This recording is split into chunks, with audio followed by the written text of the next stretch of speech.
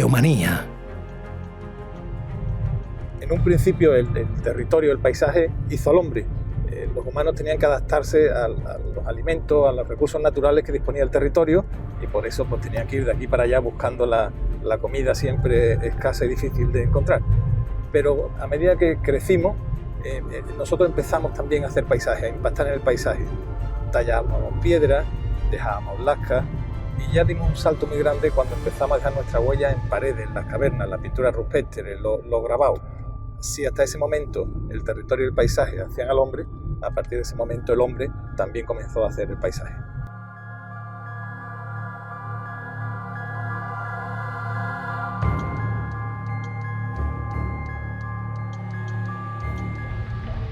Cuadernos de campo. La Cueva Auria.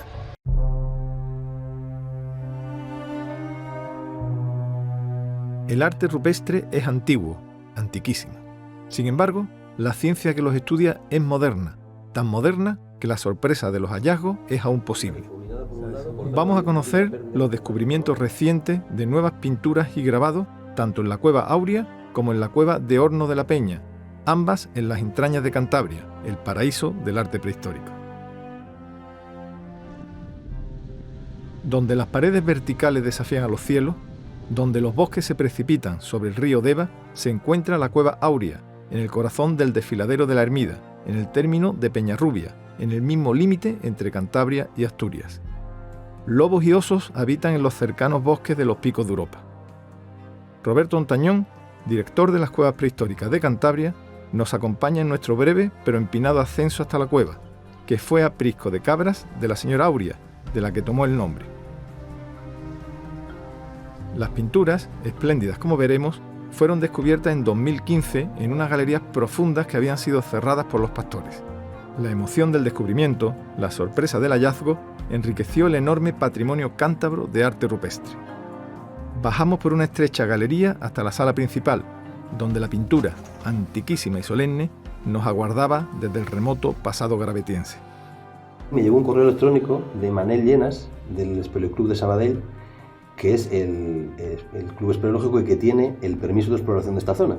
A fin de forzar el paso hacia la zona más interior de la cueva, estaban desescombrando y retirando bloques, y Raquel Hernández, compañera de Manel, estaba aquí esperando a que él intentara forzar el paso, y levantó la cabeza de forma casual y vio esta figura. Me figuró el momento mágico, maravilloso, ¿no? Sobre un panel tan blanco, también tan contrastado, una pintura también formada. Sí, y además hay que decir que, aparte de espeleólogos, realmente tuvieron un ojo magnífico, porque claro, rápidamente se dieron cuenta de que aquello no era un afloramiento de pintura natural, que asocia una fisura, sino que realmente estaba hecho por la mano humana.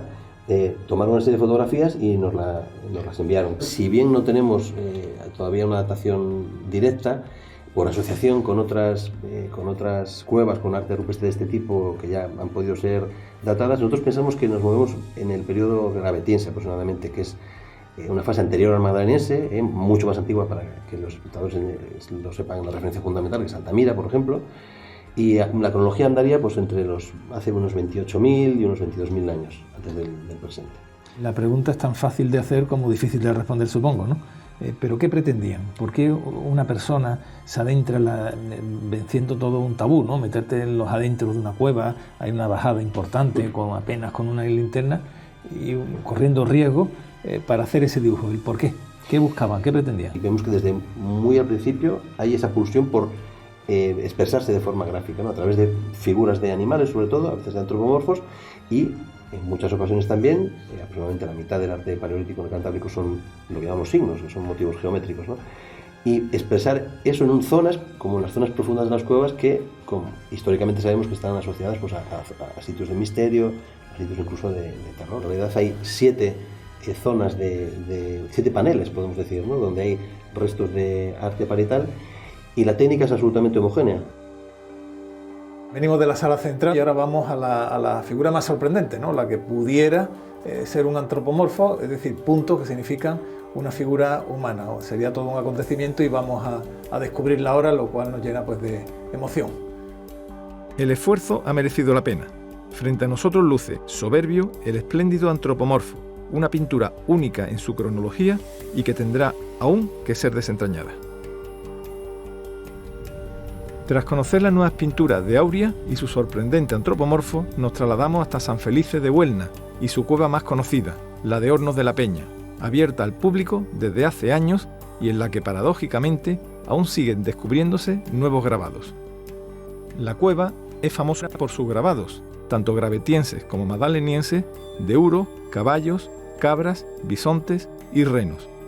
Alberga también una pintura magdaleniense de caballo y el grabado de un curioso antropomorfo. Estamos en la cueva Hornos de la Peña, que se conoce y se ha trabajado desde principios del siglo XX, visitada por miles de personas, cientos de investigadores, y a pesar de eso sigue saltando la sorpresa, ¿no? Han aparecido nuevos grabados importantes y además los has descubierto tú, ¿no? Sí, nosotros llevamos trabajando aquí en Hornos 5 años y a lo largo de estos 5 campañas hemos podido localizar bastantes motivos figurativos que no habían sido vistos por nuestros predecesores, y creo que principalmente es gracias a la mejora en los sistemas de iluminación que nos permite pues ver muchísimo mejor de lo que han podido trabajar todos los investigadores que nos han... ¿Qué sientes tú cuando de repente estás trabajando el panel y ves una figura que grandes sabios, grandes arqueólogos históricos no han visto? ¿Qué sentís en ese momento? Hombre, el Hornos de la Peña es especial porque al ser grabado es difícil de descifrar. Entonces, el hecho de descifrar un grabado siempre te ofrece mucha emoción. Vas viendo la figura poco a poco, no es como la pintura que puedes ver la figura de golpe, sino que el grabado pues lo tienes que ir reconstruyendo parte a parte y eso realmente genera siempre mucha emoción. Conocer los grabados de Hornos de la Peña es conocer los orígenes del arte humano, un arte antiquísimo pero rezumante aún de vanguardia. Ana, cuando observamos este retablo natural que tenemos a nuestra espalda, que forma una hornacina, ¿no?, muy definida, se ve la intención del artista, llamémoslo prehistórico, que graba con su dedo, con una sola línea perfecta, ese formidable uro con más de 25.000 años. No puede uno por menos pensar que es tanto un artista y que además tiene pues todo un concepto de escenografía. Sin embargo, hay un debate intelectual sobre si esto se puede considerar arte o realmente es otra expresión. ¿Tú crees que es arte o como artista qué opinión tienes? Yo creo que sí, que es arte. Rilke dijo que el arte nace de una necesidad. Yo pienso que nace de una necesidad estética y aquí vemos clarísimamente ese espíritu estético. Yo uno el arte con la necesidad estética, por lo tanto sí. Bueno, es un arte realmente antiguo, ¿no? Nos vamos a miles y miles y miles de años atrás, sin embargo uno percibe una cierta vanguardia en estas pinturas. ¿Tú crees que estas pinturas arcanas, prehistóricas, antiquísimas, han irradiado, han influido en el arte contemporáneo? Yo creo que sí, han influido durante toda la historia y, bueno, desde que se descubrieron y yo creo que cada vez más. Y por ejemplo Picasso, Miró, también algunos alemanes como Baumeister.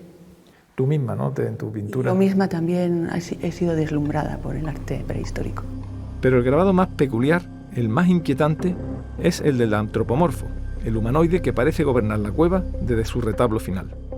Roberto, en nuestro recorrido por Hornos de la Peña hemos visto grabados de bisontes, de caballos, de renos, de cabras, algunos realmente bellísimos, espectaculares, pero nos ha sorprendido mucho el antropomorfo que aparece, ese humanoide que aparece al final de una de las galerías. Es realmente extraño. ¿Qué es? ¿Qué significa? Bueno, pues es una figura que le llamamos antropomorfo porque tiene reminiscencias de una figura humana, porque está erguido, se supone que está en postura bípeda, ¿no?, como nosotros, representado de perfil, con un solo brazo levantado, acabado en una extremidad deforme, ¿no? No tiene los rasgos faciales tampoco señalados, tiene en este caso una cola y es un personaje itifálico, se supone que tiene un miembro viril bien señalado. Nos encontramos ante un personaje que no es ni un dibujo abstracto, un signo geométrico, ni una representación animal, ¿no? Es un ser imaginario. Durante el mismo periodo, en cuevas distantes, aparece esa misma figura, ¿no?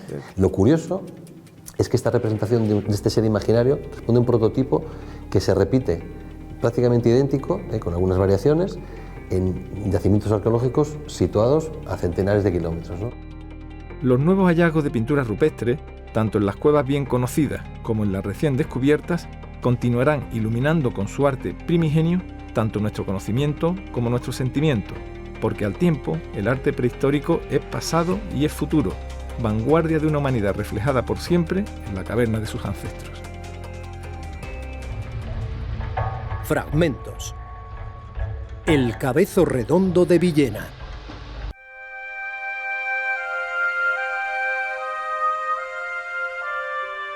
La Edad del Bronce toma su nombre de la aparición de objetos fabricados mediante esta aleación de cobre y estaño. Antes no se hacían espadas, alabardas o copas de bronce, solo de cobre. Sus cronologías en Oriente Medio, Europa Meridional y otras áreas como Escandinavia poco tienen que ver. La Edad del Bronce no solo se caracteriza por su metalurgia, lleva también una compleja cerámica asociada y un mundo de protoestados altamente fortificados, al menos en el territorio de la actual España. En la península ibérica también presenta momentos y tipos diferentes.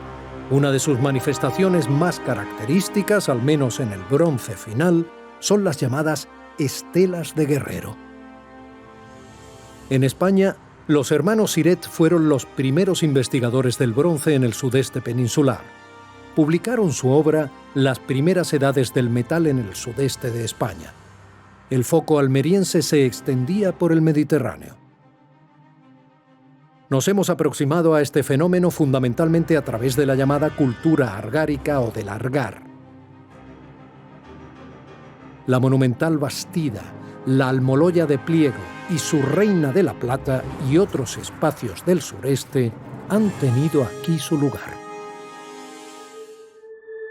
Hoy nos desplazamos un poco al norte para mostraros el Cabezo Redondo de Villena. Villena es célebre por su deslumbrante tesoro, que pertenece a este periodo del bronce final. Lo que está claro es que el Cabezo Redondo está participando de unas redes de intercambio a las que no todo el mundo tendría acceso. El bronce valenciano es concomitante al argar, pero presenta diferencias. El mundo argárico presenta un mismo tipo de patrón económico, es decir, cultivan prácticamente el mismo tipo de cereal que cultivan los habitantes de Cabezo Redondo. Lo que sí que varía a lo mejor son determinadas particularidades morfológicas, en tanto en cuanto el mundo argárico sí que tiene una norma, unas producciones muy estandarizadas. Las estructuras arquitectónicas son sólidas. Una arquitectura de muros trabadas con barro y luego enlucidas con yeso. Aquí tienen yeso en abundancia. El cerro es un cerro donde se ha explotado el yeso hasta que el Estado lo expropió y por lo tanto hay una capacidad de materia prima para poder trabajar. Con ello se pudieron construir muros potentes y casas de grandes dimensiones como la que estamos aquí, una casa que tiene de altura, en el momento de la excavación, casi 3 metros. O sea, por lo tanto estamos en casas desde el punto de vista de la arquitectura doméstica espectaculares. Un hecho significativo frente a otros poblados contemporáneos del sudeste es que no hay murallas, o por lo menos nosotros no las hemos detectado, es un poblado abierto. El debate sobre los aportes asiáticos en las poblaciones de la Edad del Bronce en Iberia está de máxima actualidad. El Cabezo Redondo de Villena se está empezando a caracterizar.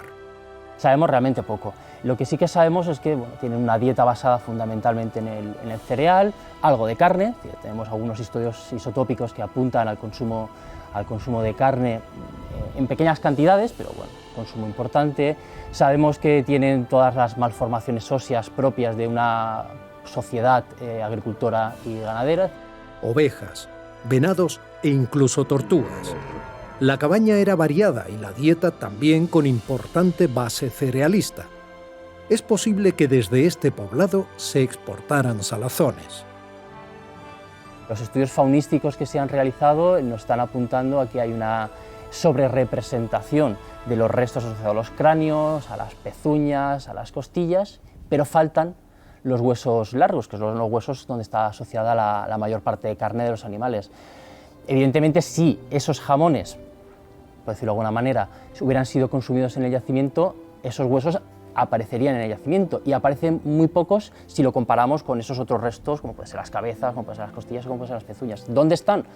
Si unimos el hecho de que hay mucha sal disponible, sal que se puede recolectar prácticamente de forma natural sin seguir ningún tipo de procedimiento, y que nos falta los huesos asociados a la carne, bueno, es una conjetura, porque evidentemente no tenemos esa evidencia física de esos jamones en otros espacios, pero bueno, Es una hipótesis a desarrollar en cualquier caso.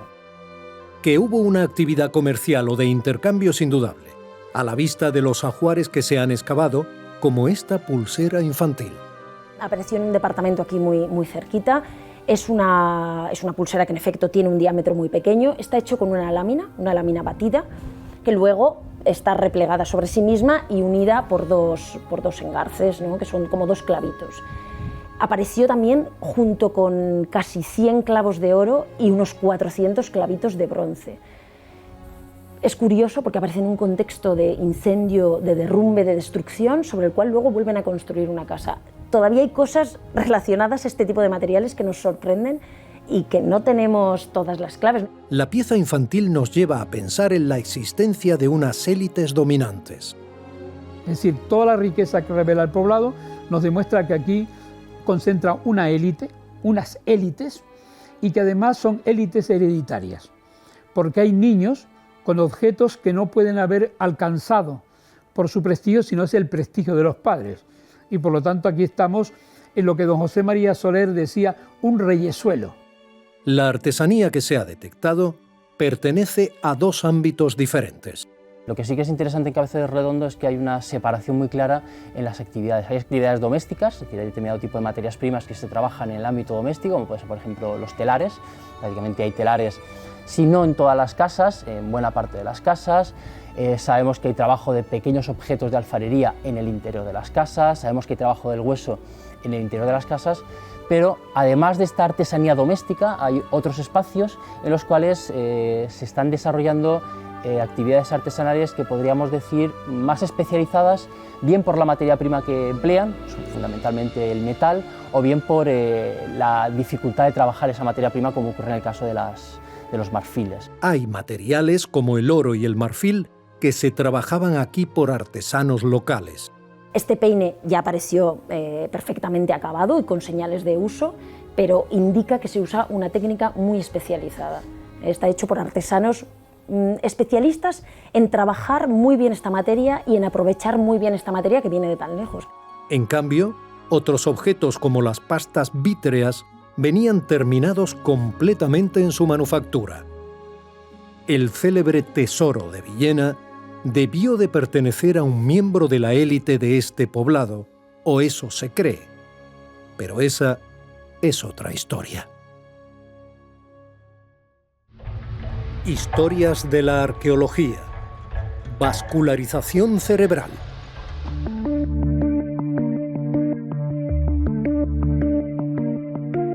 Somos la única especie humana viva sobre el planeta Tierra. Las demás son especies fósiles. Homo erectus, heidelbergensis, antecesor, neandertal o denisovano. No hay más. Constituimos el sendero evolutivo del éxito. Las líneas paralelas se encontraron en un callejón sin salida que las condujo a la extinción. Así es la naturaleza. La mayoría de las especies termina extinguiéndose. Se ha intentado por métodos indirectos conocer más del cerebro de los homínidos, escudriñando sus maneras de trabajo con la piedra, sus cadenas operativas en la talla del sílex y otros materiales, apreciando la simetría de las bifaces que construyeron o tratando de explicar algunos enterramientos con señales rituales. El estudio del cerebro y la mente humana es la última frontera en las investigaciones sobre evolución. El cerebro es un órgano de tejidos blandos que no se conserva con el paso del tiempo, no se fosiliza. Eso convierte su análisis en un proyecto que requiere de grandes conocimientos y modernas tecnologías. En este laboratorio, digamos que lo que estudiamos es todo el conjunto del cráneo como un sistema de ingeniería, de arquitectura. Así que consideramos todas las partes, el cerebro, así como los vasos sanguíneos, así como evidentemente el mismo cráneo, los huesos que componen el cráneo. La anatomía y la morfología de la cavidad endocraneal tiene una complejidad increíble. Complejidad de rasgos, de variaciones, de formas. Esta complejidad se debe al hecho que hay muchos factores diferentes que influyen en ello. El cerebro, pero también toda la relación arquitectónica del cráneo en sus componentes, no solamente la bóveda, sino la cara o la base del cráneo y la mandíbula, todo tiene que encajar. A nivel evolutivo, no puede cambiar el cerebro sin el permiso del cráneo. Y no puede cambiar el cráneo sin el permiso del cerebro. Cualquier cambio, cualquier adaptación tiene que mantener un equilibrio funcional, las partes tienen que seguir funcionando bien, y un equilibrio estructural, es decir, arquitectónico. Cada cerebro deja una huella única dentro del cráneo. Cuando un canal vascular genera una presión en la superficie del hueso, lo que pasa es que en aquel punto hay una absorción del tejido del hueso que deja un canal, deja una huella, deja una traza, una impresión de aquel vaso. Y si abrimos una bóveda, podemos ver que en la superficie endocraneal se quedan todas estas huellas. La huella, por ejemplo, de la arteria meningea media, que es el vaso que deja más trazas sobre esta superficie, o las huellas de lo que se llaman senos venosos. El cerebro literalmente está colgado dentro del cráneo, sostenido por un esqueleto hidrostático, las venas y arterias, que gracias a la presión sanguínea le dan estructura. La sangre aporta los nutrientes que necesita, retira los materiales de desecho y quizás sirva para regular la temperatura. En los neandertales, el núcleo térmico, por llamarlo de alguna manera, quizás está más hacia la superficie. Y con la expansión del cerebro, este núcleo geométrico se ha quedado más dentro de la parte basal o interior del cráneo, por lo tanto necesita un sistema vascular que sea mucho más complejo para poder refrigerar y ayudar al cerebro en su termorregulación. Radiadores. El cerebro tiene problemas de calor bastante serios, primero porque produce una cantidad brutal de calor, sobre todo en los primates, sobre todo en los homínidos, sobre todo en los humanos, produce una cantidad brutal de calor y no se puede permitir de subir mucho su temperatura porque se rompe enseguida, se quema enseguida. Con lo cual tiene que haber un sistema de refrigeración. Hoy en día, aunque le hemos dado la vuelta mucho a todo este tema, todavía no tenemos un acuerdo o una hipótesis sobre este asunto. Echemos un vistazo a algunos métodos de análisis para observar el sistema vascular del cráneo. Fundamentalmente trabajamos con tomografía computarizada de cráneos, aunque también algunos estudios sí se han hecho directamente en los cráneos para ver cómo se comportan estos patrones que nosotros estamos viendo, sobre todo de las emisarias, de las venas emisarias y de la arteria meningea media. Pero como las venas diploicas son difíciles de localizar y de reconstruir en cráneos físicos, pues el mejor método es a través de métodos digitales. La vascularización también sirve para diferenciar a unos homínidos de otros. Cuando empezamos a observar humanos modernos ya con nuestra forma cerebral, a la vez que observamos el abultamiento y la expansión de todas estas áreas parietales, observamos también un aumento bastante fuerte, bastante increíble de todo el sistema vascular. En un neandertal, en un Homo erectus, hablamos de pocos vasos y sobre todo vasos que no están conectados entre ellos. En Homo sapiens hablamos de una cantidad bastante increíble, brutal, de vasos, grandes y pequeños de todo tipo, que a la vez están todos conectados entre ellos, con capilares. Incluso dentro de nuestra propia especie, los Homo sapiens arcaicos presentaban menor vascularización que en la actualidad. El mismo fenómeno se observa en los niños. El desarrollo de las áreas parietales y sobre todo del precúneo está asociado a la aparición de la cultura iconográfica. Hace aproximadamente unos 40.000 años, el ser humano moderno desarrolló estas áreas y con ellas sus capacidades visoespaciales. Empieza a verse a sí mismo como un individuo en un todo, en un espacio tridimensional. Las relaciones del ojo y la mano cambian de naturaleza. La humanidad empieza a dominar la expresión gráfica. Hay una eclosión de la iconografía. Cuando encontramos Homo sapiens con sus grandes lóbulos parietales, empezamos a encontrar el arte rupestre, empezamos a encontrar los adornos, los collares, empezamos a encontrar también las armas que se pueden lanzar. Todas cosas que se relacionan con la integración visoespacial. Recientemente ha habido un estudio a nivel del precúneo, que es precisamente la zona que integra el cuerpo con la visión, es decir, la capacidad de verte a ti mismo en el espacio, en el tiempo, cuando eras niño, imaginarte, y también en relaciones sociales. Las relaciones sociales las manejamos como relaciones espaciales, más cercano, más lejano a mí. Todas estas áreas parietales dorsales gestionan todo esto. Se ha llamado por mucho tiempo, el ojo de la mente, el ojo del yo, el precúneo, precisamente para esta capacidad de imaginación visual egocéntrica, relacionada a tu mismo cuerpo. Y claro, imaginación visual es también la capacidad de cerrar los ojos y ver un animal donde no está. Recientemente han hecho un estudio comparando estudiantes de arte, de pintura, y gente que no estudia arte, no estudia pintura, y han encontrado que evidentemente el precúneo de los estudiantes de arte tiene una cantidad de materia gris bastante mayor. Quizá en la misma zona parietal se produjo después el desarrollo suficiente para crear la arquitectura de las piezas cerámicas. La consecución de la pasta, la manipulación, el modelado y la cocción de la cerámica son un salto tecnológico enorme que afecta a las áreas espaciales. ¿Acaso un vaso cerámico no es un 5% de material y un 95% de espacio?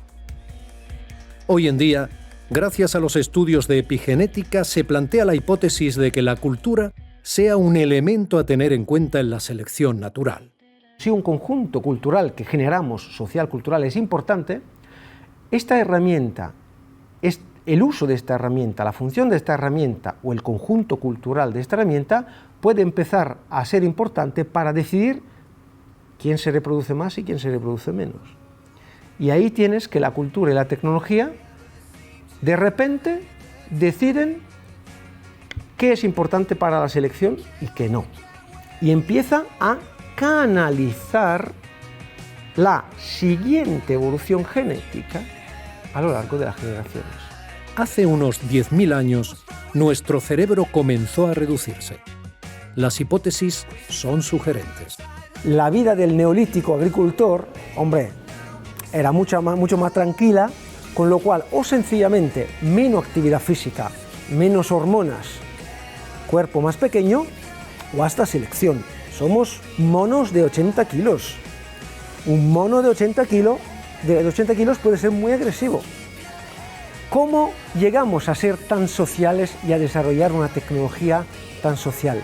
¿Cómo se selecciona un animal menos agresivo? Más pequeño, más juvenil, más juguetón. Con lo cual, en el momento que seleccionas la falta de agresividad, compras todo el paquete que viene con ello. Esta autodomesticación puede bien haber sido un factor muy importante de nuestra evolución, reciente o no tanto reciente. Al final, ¿qué tenemos? Tenemos un cerebro redondo, una cara plana, no tenemos pelos, tenemos una curiosidad muy peculiar. Es decir, tenemos muchísimas características de los monos juveniles. Y entonces tenemos que evaluar cuánto esta necesidad de reducir la agresividad para desarrollar una sociedad compleja que interactúe con esta tecnología compleja, cuánto esta autorreducción de agresividad puede haber finalmente resultado en una autodomesticación con todo lo que involucra.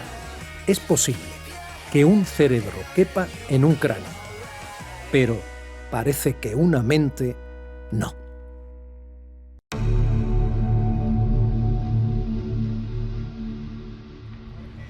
En el próximo episodio Arqueomanía se desplaza a Egipto para traeros el trabajo de la investigadora Miriam Seco en el Templo de los Millones de Años de Tutmosis III en Luxor. Las nuevas técnicas genéticas nos ponen ante la verdadera biología del hombre de Neandertal. El Museo de Prehistoria de Valencia es uno de los imprescindibles.